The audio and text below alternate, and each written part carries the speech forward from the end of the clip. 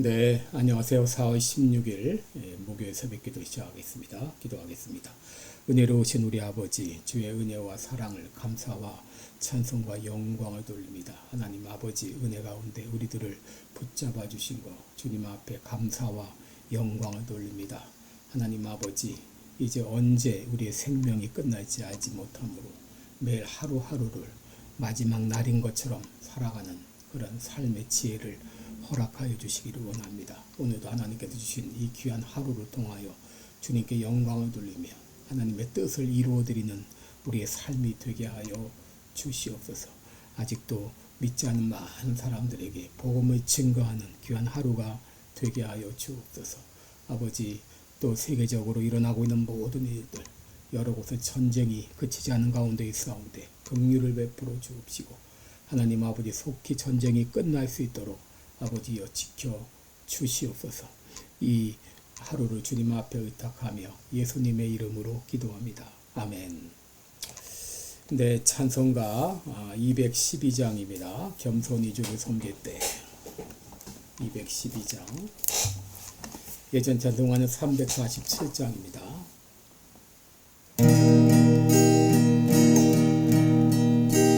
겸손히 섬길 때 괴로운 일이 많으나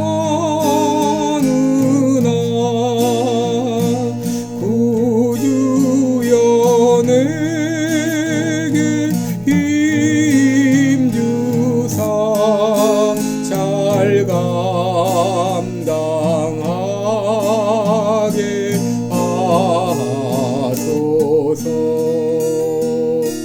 인자한 말을 가지고 사람을 감화시키며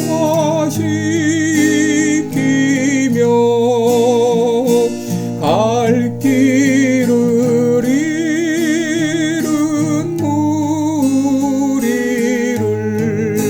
잘 인도하게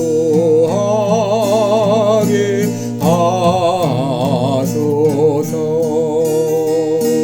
구주의 귀한 인내를 깨달아 알게 하시고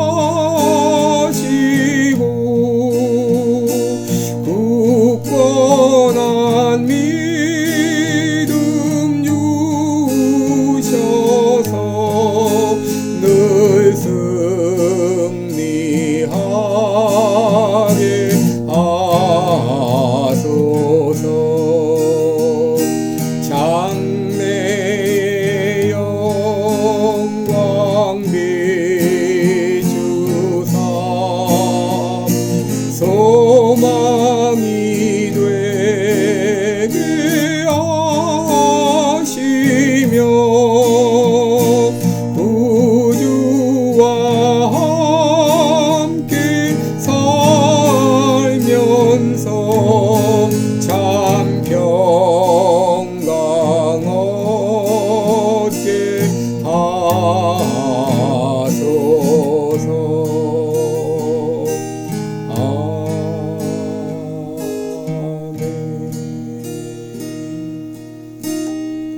아멘. 네, 우리 오늘은 사사기 8장입니다. 사사기 8장 1절로 3절까지 보겠습니다. 사사기 8장 1절로 3절까지 제가 봉독해 드립니다. 에브라임 사람들이 기드온에게 이르되 내가 미디안과 싸우러 갈 때에 우리를 부르지 아니하였으니 우리를 이같이 대접함은 어찌미뇨 하고 크게 싸우는지라. 기드온이 그들에게 이르되 나의 이제 행한 일이 너희 한 것에 비교되겠느냐. 에브라임의 끝물 포도가 아비에셀의 만물 포도보다 낫지 아니하냐. 하나님이 미디안 방백 오렙과 스웹을 너희 손에 붙이셨으니 나의 한 일이 어찌 능히 너희의 한 것에 비교되겠느냐. 기드온이 이 말을 하매 그들의 노가 풀리니라. 아멘. 네, 우리 오늘은 공동체의 갈등을 해소하려면 이런 제목으로 함께 말씀을 나누겠습니다. 최근 이재명이 올린 댓글이 큰 논란을 일으키고 있죠. 그는 지난 10일 오전 자신의 X 계정에 이 JVNIOR 이라고 하는 이 사람이 올린 그 영상을 인용했는데, 사실 이 JVNIOR은 플랫폼에서 가장 악명 높은 거짓말 유포자이자 선동가의 하나로 널리 알려져 있는 것인데, 해당 게시물에는 이스라엘 방위군 병사들이 팔레스타인 아이를 고문한 후 지붕에서 던져버렸다. 바로 그런 사진과 함께, 그리고 그들은 스스로를 가장 도덕적인 군대라 부른다 이런 설명까지 달려있는 그 게시물을 공유하면서 이제 거기 댓글을 단 것인데, 여러분 이 게시물은 확인 결과 현재 진행 중인 전쟁과는 전혀 무관한 2024년 9월 이스라엘군의 서안지구 카바티아 작전 당시 촬영된 데였고, 이 JVNIOR의 주장과는 달리 교전 중 사망한 팔레스틴 무장대원의 시신을 처리하는 그런 장면입니다. 그런데 이재명은 이 2024년 있었던 이 영상을 공유하면서 이게 사실이라면 어떤 조치가 있었는지 알아봐야 되겠다고 말하면서, 이것은 우리가 문제 삼는 위안부 강제, 유태인 학살이나 전시 살해와 다를 바가 없다, 이렇게 댓글을 달았습니다. 여러분, 이에 대해서 이스라엘 외무부는 11일 오전 X에 공식 성명을 통해서 이스라엘의 홀로코스트 추모일 전날 이뤄진 유대인 학살 경시를 포함한 이재명 한국 대통령의 발언은 용납될 수 없으며 강력한 규탄을 받아 마땅하다, 이렇게 공식 성명을 통해서 항의를 표현했습니다.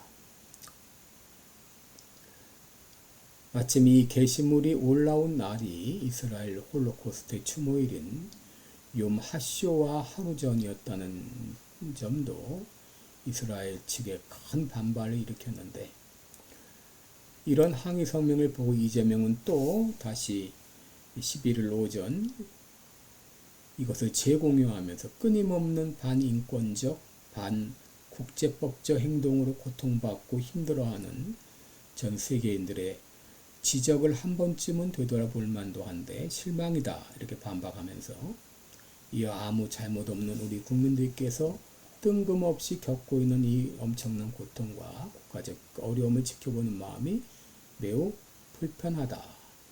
보편적 인권과 대한민국 국익을 위해 할 수 있는 일을 더 열심히 찾아봐야겠다, 이렇게 적었습니다. 여러분, 이재명의 이 발언은 지금 이제 일어나고 있는 이란과의 전쟁, 또 이스라엘 하마스와의 전쟁, 이런 상황에서 사실도 아니고 사실이라 할지라도 올려야 될 이유가 없는 것을 올림으로 큰 이런 논란을 일으키고 있는데, 여러분, 이것은 한 나라의 대통령이라고 하는 자가 할 수 있는 말이 아닌 것이죠. 이것은 공동체의 끊임없는 갈등을 더 불러일으키는 그런 말이옵니다.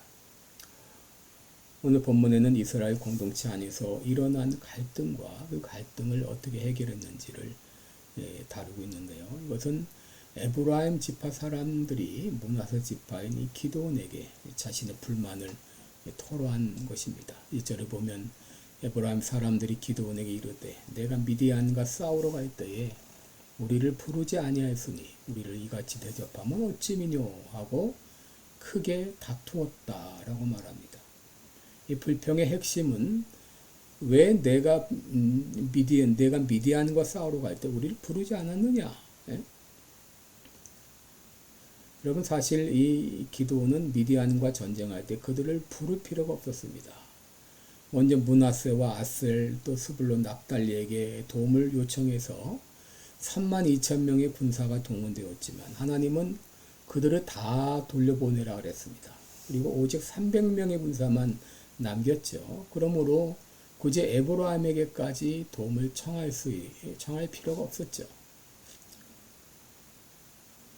그런데 이 기드온의 지휘 아래 미디안과의 전쟁에서 대승을 거두자 에브라임 지파는 기드온의 공적을 인정하기보다도 왜 우리를 부르지 않았느냐 하면서 불평을 토로한 것이죠. 여러분 이들의 불평은 사실은 교만에서 비롯되었습니다. 에브라임 지파는 이스라엘에서 가장 영향력 있는 지파였고 그동안도 이스라엘에서 지도적인 역할을 맡았습니다. 바로 에브라임 지파 출신 여호수아가 이스라엘의 지도자로 오랫동안 활약을 했죠. 그러다가 이제 그 리더십이 므낫세 지파인 기드온에게로 넘어가자 이렇게 불평을 토로한 것입니다. 한마디로 헤게모니 싸움이었습니다. 그런데 그저 불평을 토로한 정도가 아니라 싸우려고 달려들었습니다. 1절 마지막을 보면 크게 다투는지라 그랬습니다. 이 말은 맹렬히 따졌다. 심지어는 폭력을 행사하려 했다는 그런 말입니다. 그들이 얼마나 분노했는가를 알 수 있습니다. 여러분 이 분노가 정당한 분노여도 문제이지만 정당한 분노도 아니었습니다. 이것은 자신의 그 지도력이 기드온에게 넘어간 것에 대한 그런 일종의 시기심의 발로였죠. 여러분 이 공동체 안에서 이런 갈등이 종종 일어날 수 있습니다. 이것이 오해에서 비롯되었던 아니면 시기심에서 비롯되었던 이런 갈등들이 이 공동체 안에서 자주 일어나는데 이 기드온은 이 갈등을 어떻게 극복했는가? 첫째로 기드온은 현실을 직시했습니다. 현실은 무엇인가? 아직까지 미디안과의 전쟁이 끝나지 않았다는 것이죠. 오렙과 스웹 이 장군들 방백들은 죽었지만 스웨바와 살문나 이 왕들은 여전히 살아 있었습니다. 이런 위급한 순간에 동족간 불화가 일어난다고 하는 건 이것은 화를 불러일으키는 일이었죠. 둘째로 기드온은 온유한 말로 그들의 화를 이제 풀었습니다. 2절을 보시면 기드온이 그들에게 이르되 나의 이제 행한 일이 너희 한 것에 비교되겠느냐. 에브라임의 끝물 포도가 아비에셀의 만물 포도보다 낫지 아니하냐. 여기 끝물 포도라는 것은 오로로트라는 말은 추수 후에 밭에 떨어진 그런 이삭을 말합니다. 만물 포도란 미브시르 이것은 큰 수확을 말합니다. 에브라임의 밭에 떨어진 그 이삭이 아비멜렉의 큰 수확보다 더 낫다. 에브라임 지파는 뒤늦게 조그만 보조적인 노력을 했음에도 불구하고 그것이 기드온 자신이 이룬 공적보다 더 크다. 이렇게 그들을 축혀 세운 것이죠. 그는 자기의 이 공로를 내세우기보다도 상대의 공적을 축혀 세움으로 그들의 불만을 잠재웠습니다. 또 3절을 보시면 하나님이 미디안 방백 오렙과 스웹을 너희 손에 붙이셨으니 나의 한 일이 어찌 능히 너희 한 것에 비교되겠느냐. 기도는 실제로 이 에브라임 지파가 거둔 승리에 대해서 고마운 마음이 있었습니다. 바로 오렙과 스웹은 미디안 군대 지도자였는데 이들을 사로잡아 목을 벤 것은 에브라임 지파였습니다. 기드온은 자신의 공적을 그들의 공적과 비교하기보다도 그들의 공적에만 집중해서 그들을 높였던 것이죠. 이렇게 말했을 때 그들의 노가 풀렸다라고 말합니다. 여기 이 분노, 노라고 하는 것은 루함, 이 바람 혹은 영, 스피릿을 말하는데 이 콧구멍을 통해서 거치게 내뿜는 그 숨결을 말합니다. 또 표출되는 분노를 말합니다. 그들은 이렇게 분노하며 거치게 몰아붙였지만 기드온의 현실 파악 능력이 그리고 그의 온유한 말 한마디가 그들의 분노를 잠재운 것이죠. 만약 그때 기드온이 분노를 억제하지 못했다면 어떤 일이 일어났을까요? 이스라엘은 분열되었을 것이고 또다시 이스라엘은 큰 공경에 빠져들었을 것입니다. 여러분, 예수님은 자신을 조롱하고 채찍질하고 십자가에 못 박힘을 당할 때 얼마든지 그들을 제압할 수 있는 힘과 능력이 있었죠. 12영이나 더 되는 천사를 동원할 수 있었죠. 그러나 예수님 그렇게 하지 않으셨습니다.